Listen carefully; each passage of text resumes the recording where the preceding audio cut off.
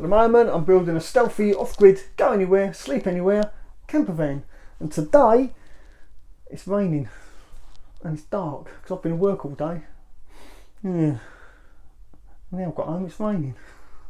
But that's not going to stop me. I'm still going to do some work on my van. I'm going to fit some electrics. But before I do that, I'm going to explain to you exactly what I'm going to be fitting and the reason I fit this and all that good stuff. So I'm going to flip my camera around and I'm going to go through it with you. Right, so this is like the real bare basics of my electrical system.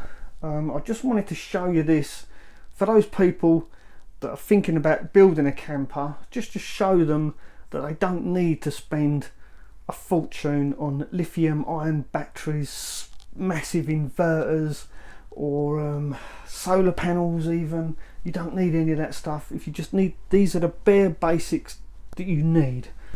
Well, you don't even need these really, but to be comfortable, this is what you need. Okay, so you're going to need a leisure battery. It's up on my bucket because it's just wired up temporarily, as you see, to get me lights to work because it is dark now. So you need a leisure battery, and now you're going to need to charge your leisure battery. And to charge your leisure battery, you're going to want one of two things, or even both. A split charge relay. Now this little relay here, it's a voltage sensing relay. You wire it up to your engine battery. As soon as you start your engine up, your alternator starts to produce 13 or 14 volts. It senses that extra voltage, it switches on and then puts power to your leisure battery and charges your leisure battery. The minute you turn your engine off, it cuts out. This box represents my leisure battery, just for demonstration. It's not actually a leisure battery now, it's just an empty box. Right. So that's the simplest way to charge your leisure battery, is to use a split charge relay. If you want to get technical, you can always add a solar panel to your roof, and to do that you're gonna need a solar charge controller, which is one of these. This is a real cheap basic one, but it does the job nonetheless. You don't need a PPT, whatever it is, controller. This is just a basic solar controller, 100 watt solar panel on the roof.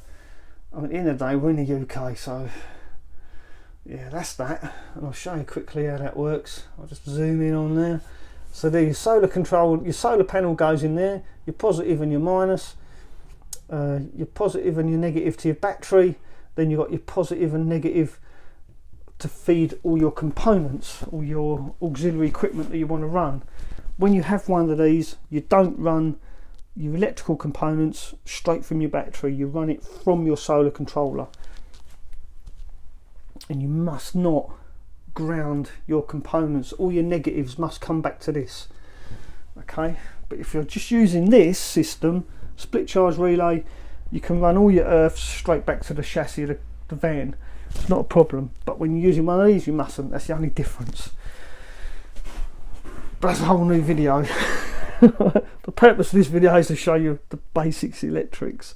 Right, so you've got your power source, you've got your power storage. Now you're going to need to isolate that in case of an emergency. So I use one of these switches. They use these on racing cars, so they're good enough. If it's good enough for a racing car, it's good enough for my camper. Okay, so that's my isolator switch, just in case I need to disconnect my battery. I can do it really quickly by flicking that switch.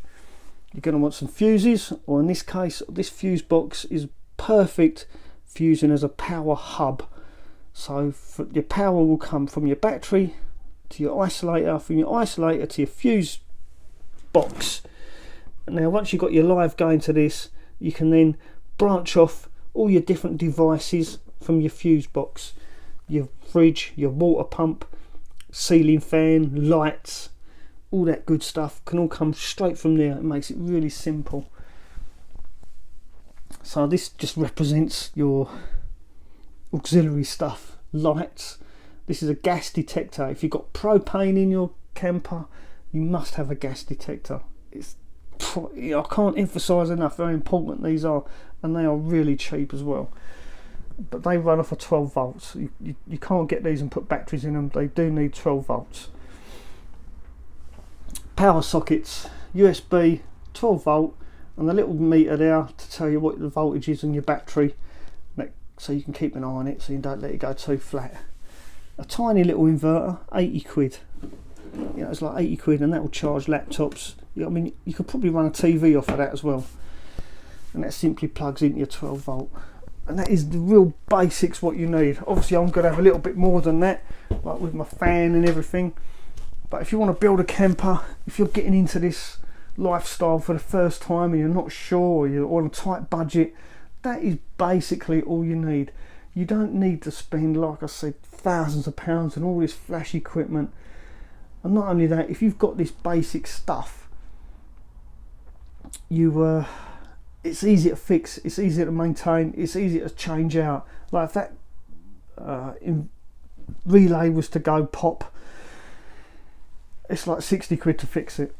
It's an easy fix. A couple of screws, a couple of wires, you can change it out. The point I'm trying to make is, if you are new to this kind of experience, if you want to try out van life or just camper vanning in general, just to go on holidays and trips away, you really don't need to spend fortunes on lithium ion batteries, like I said before, like solar panels, ceiling fans, massive fridges.